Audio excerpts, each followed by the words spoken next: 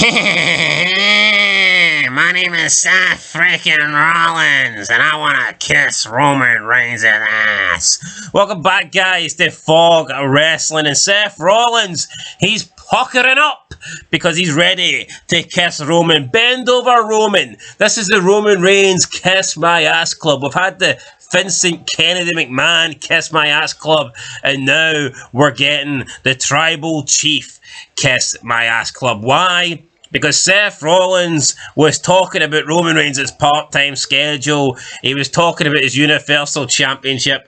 Did he bury the schedule? Did he bury the championship reign? No! Seth Rollins kissed his ass, basically said it's the greatest thing ever, and said a bunch of mumbo-jumbo so he didn't have to criticise it. It was just garbage for Seth Rollins, and we'll talk a little bit about what he said right now.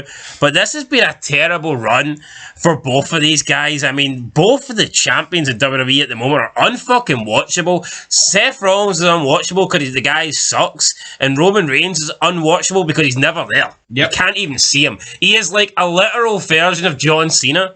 You cannot see him because he's not fucking there. You cannot see him, and if I was to vote who's the worst Reigns, it's Rollins every day of the week. Let's not remember stuff for Reigns. It is Rollins, but Rollins was on the SI Media podcast, and this is what Rollins had to say when asked about Roman Reigns' part-time schedule as the unified WWE Universal Champion. And it didn't make any sense to me, because is he really the unified champion anymore when there's two belts? I don't understand, but whatever. That's what they're calling him. And he was asked about who might dethrone Roman Reigns. So this is what Seth Rollins had to say. Quote, I mean, to be honest with you, as of late, because he's been so absent, I don't even really think it's been a topic of conversation amongst fans, let alone the locker room. I think it's one of those things where it's an opportunity, but it's such a glass ceiling opportunity, like it feels like almost it's one of those things where it may never happen. Like, what's the point in wasting your time over there because the glass ceiling is so obvious and so thick, which is nice on my end with the World Heavyweight Championship. End of quote. What a load of Meltzer pish that was. He learned that from Uncle Dave, did Seth Rollins. What was his point? No point. I mean, honestly, it's just mumbo jumbo. I think, like, over there, you know, it's almost like, what? What? Glass ceiling? Glass ceiling's thick, but it's good on his side? What is he talking about? Almost burying it though, saying like, oh, the fans have forgotten about Roman Reigns.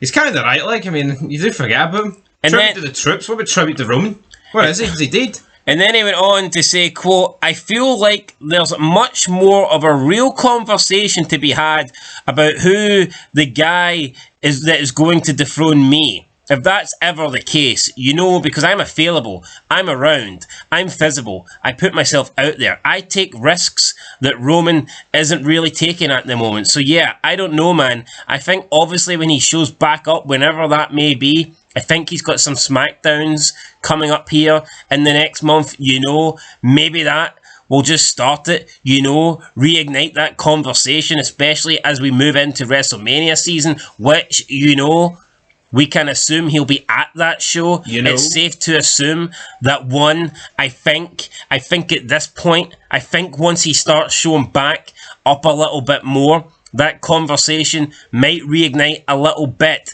But honestly, I think that's more of a fan base thing. You know, it's an audience thing. You know, just like a kind of who done it. You know, who's going to do it type thing.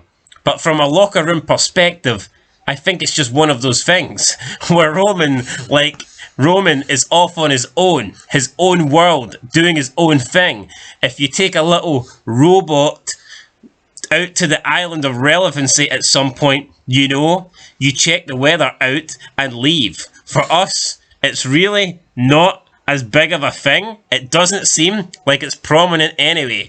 And of course, what the fuck is he talking about here? Did Seth Rollins steal Jeff Hardy's stash? That's what I've got to ask. I don't know, you know. Honestly, I might. But and that wasn't me. Like, that is me literally reading what Seth Rollins says, word for word. This is the biggest Dave Meltzer hit job I've ever seen.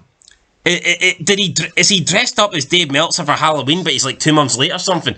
What's he doing? What I like though about people that are actually over for the past, they cut interviews like it's promos. This guy cuts interviews like it's in a police investigation and he's the fucking murderer. Stuttering, botching, left, right and centre. Like this guy's world champion. He's supposed to be like the top man on the, Raw is supposedly the flagship show, even though it's SmackDown. But I mean, it's Monday Night Raw. 30 years of heritage there, and this is the best it's got to offer.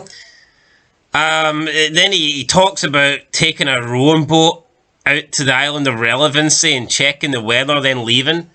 I mean, what the fuck is he? What is he on about? Check your pulse, Rollins, mate, because you sound horrendous. This might be one of the worst interviews that I've ever read, or podcast articles that I've ever read. This was basically about. I mean, it must be 300, 400 words, and he said absolutely nothing. Honestly, man, come on, Seth Rollins, sort it out. And it translates to on Raw as well. I mean, there's not as many you-knows on Raw, but the guy is not a big deal. Could he not have said what he said there? Could he not have got that over in a sentence and a half? Yeah. Yeah, he could have.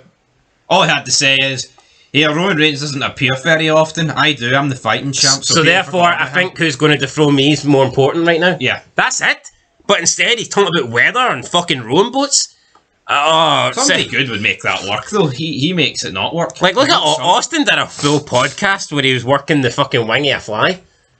I mean, I'd like to see somebody... There's levels to this game, but in this case, there's wings. Fly wings. Anyway, guys, that's it. I can't even believe... It's almost like this isn't real. It's like someone's put a hit piece out to try and disparage the good name of Seth, if he has a good name, the good name of Seth freaking Rollins. But no, this is legit word for word what he said. And I don't know if the guy is on drugs or on something, but honestly, this sounded like Meltzer.